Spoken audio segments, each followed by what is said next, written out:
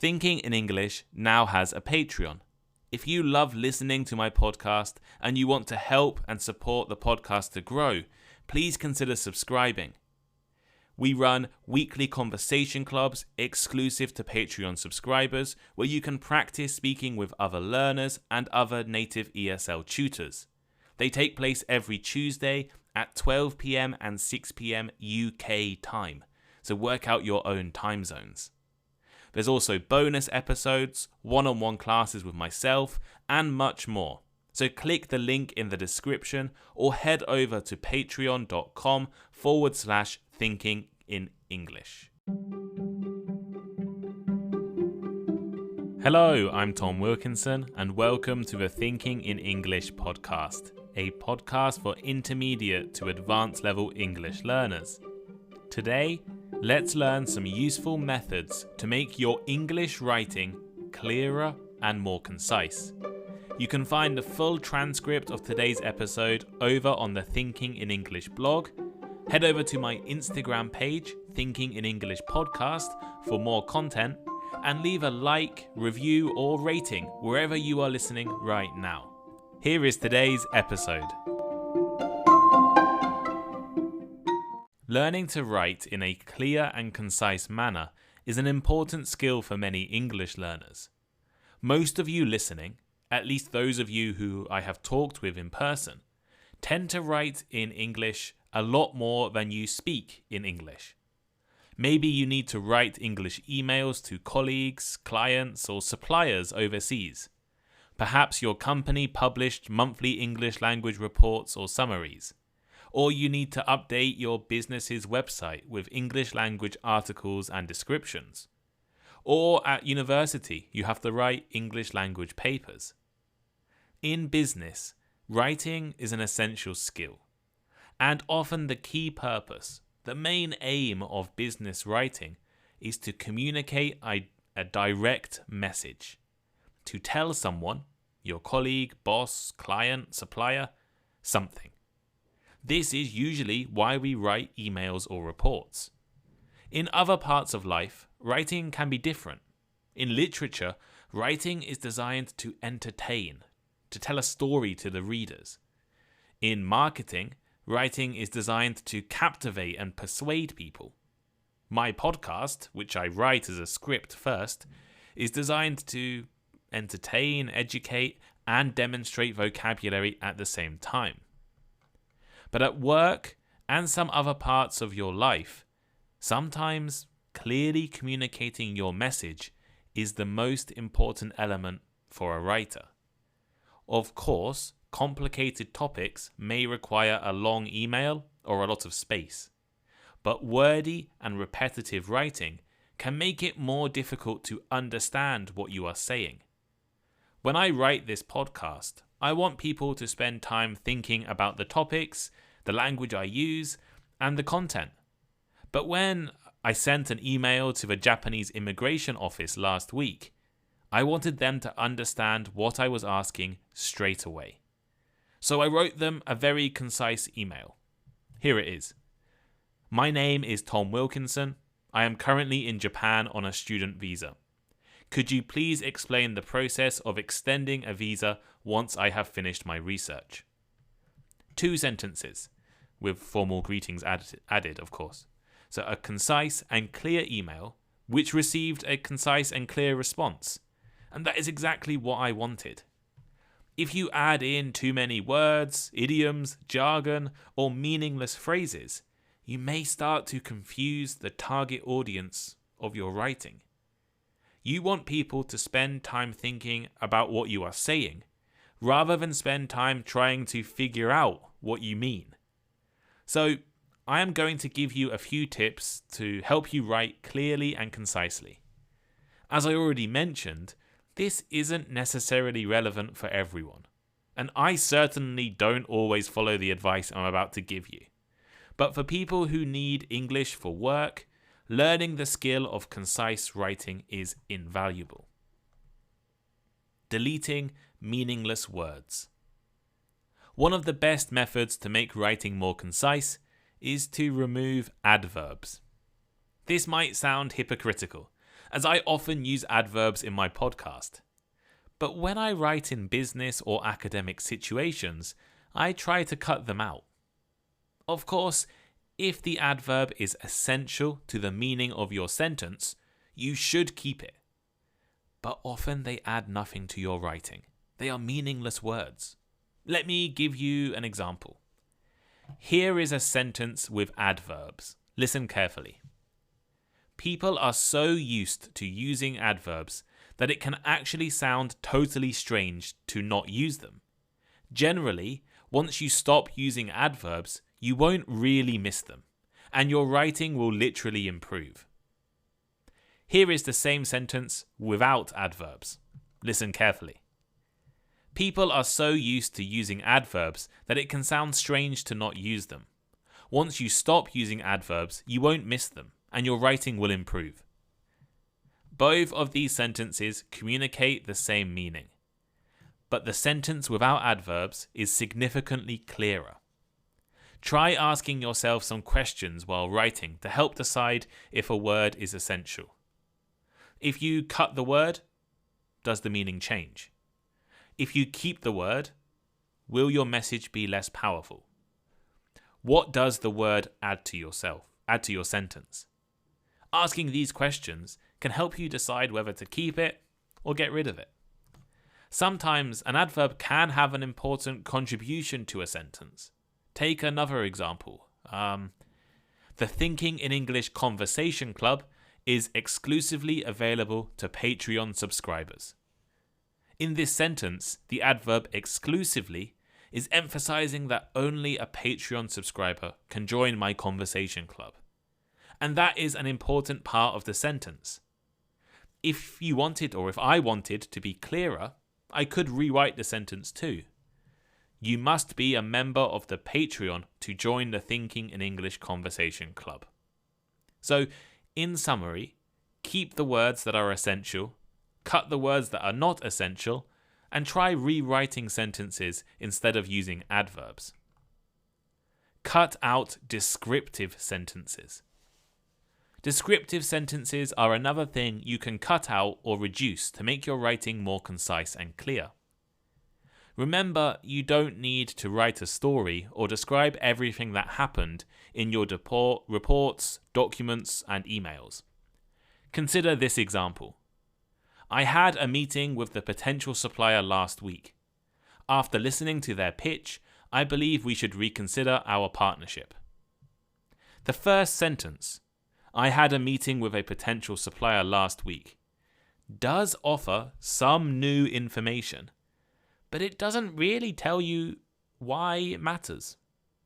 Instead, try to add a claim or an important piece of information to each descriptive sentence.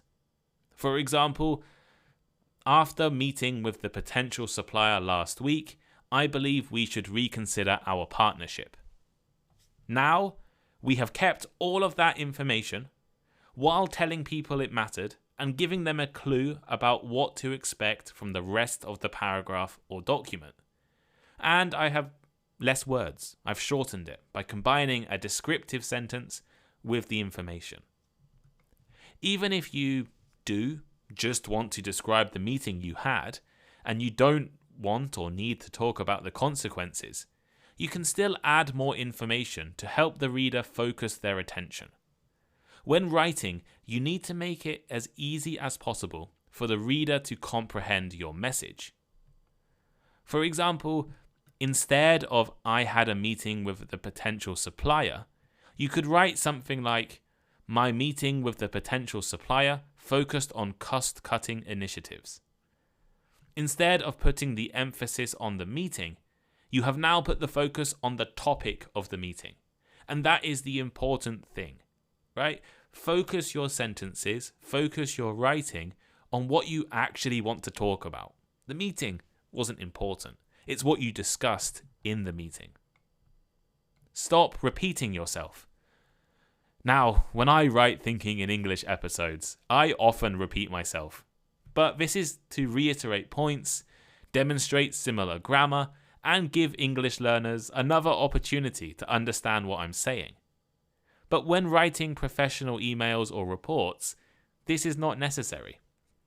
Let me give you an example of these overlapping sentences. Every Friday, I upload bonus Thinking in English episodes on my Patreon.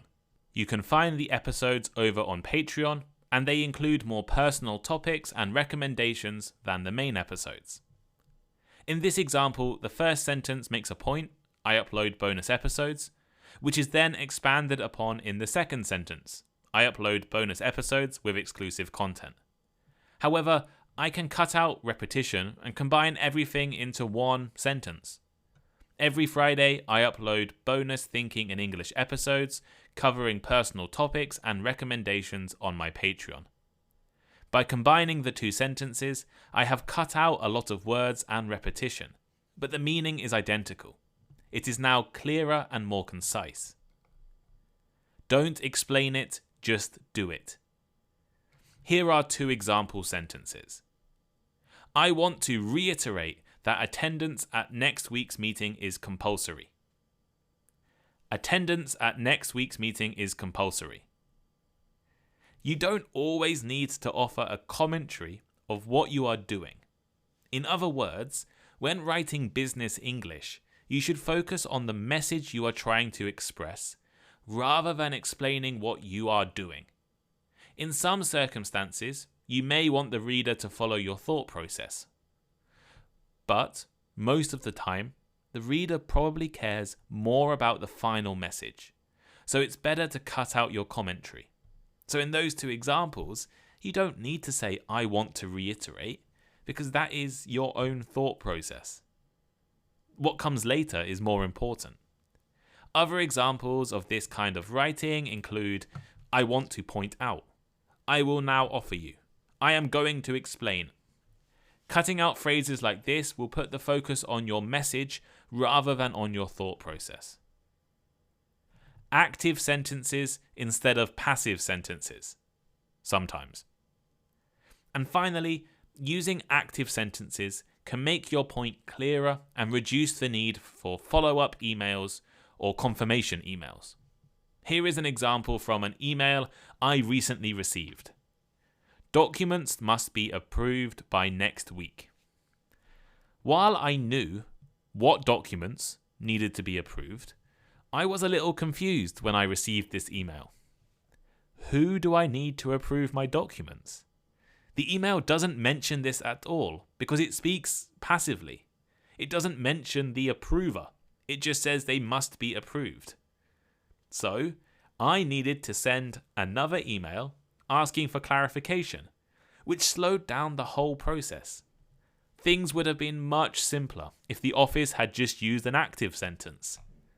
The general office must approve your application documents by next week. However, you shouldn't always follow the rule of active sentences over passive sentences. And that's why I said sometimes in the title of this section. It again depends on what you want to emphasize. Is your purpose in writing to focus on the person doing an action or on the action itself? Here are two examples. I have decided to close the office on Mondays. The decision has been made to close the office on Mondays. The first sentence, I have decided to close the office on Mondays, puts the focus on me and my decision.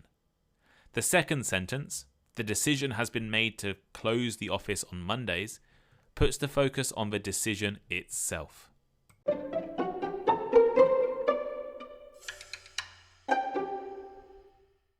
So here is today's final thought. Today, I have given you all a few tips on how to make your writing clearer and more concise. This is especially useful for people who need to use business English. Keeping an email or report concise will allow the focus to be on your message and facilitate easy communication. Of course, if you are working in a creative industry, these tips are not necessarily useful. And you will notice that I don't follow my own advice when writing Thinking in English episodes. But when I send important emails, I definitely keep my language concise to remove the possibility of confusion. And moreover, I often send important emails to people who don't speak English as their first language. I live in Japan, right? I send emails to Japanese people. When I was in Taiwan, I send emails to Taiwanese people. And when I email with listeners, I send emails to people from all over the world. So keeping my message clear and communicating using concise language is a really useful and important skill, because I don't want to confuse people. Do you need to write in English at work? Have you ever written English language emails or reports or anything really? How was it? Let us know in the comments on the Thinking in English blog, the comments on Spotify, or send me a message on Instagram. Thinking in English podcast over on Instagram. You'll find lots of good bonus content for English learners over on the Instagram. Also, if you love listening to Thinking in English, please consider leaving a 5-star rating on Spotify or writing a review on Apple. It would mean a lot to me. And if you really love listening to Thinking in English, please consider subscribing to the Thinking in English Patreon. Thinking in English Patreon is a subscription platform for you guys to help support me and help support the podcast to grow.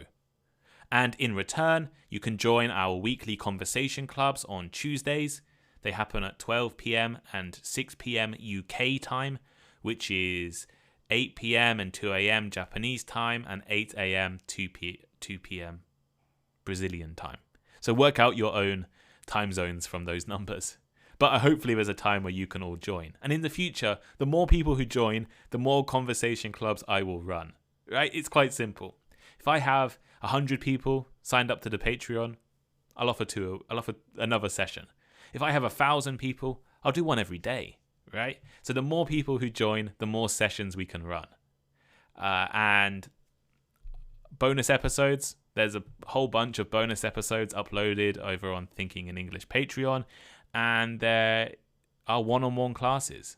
Hopefully, well, maybe by the time this episode goes out, they might have all been taken up, but you can go and have a look and sign up to the top tier of the Patreon. Right now, there are 8 people signed up, but there's only 10 slots. So 2 of you lucky people might be able to have conversations with me every month. It's up to you.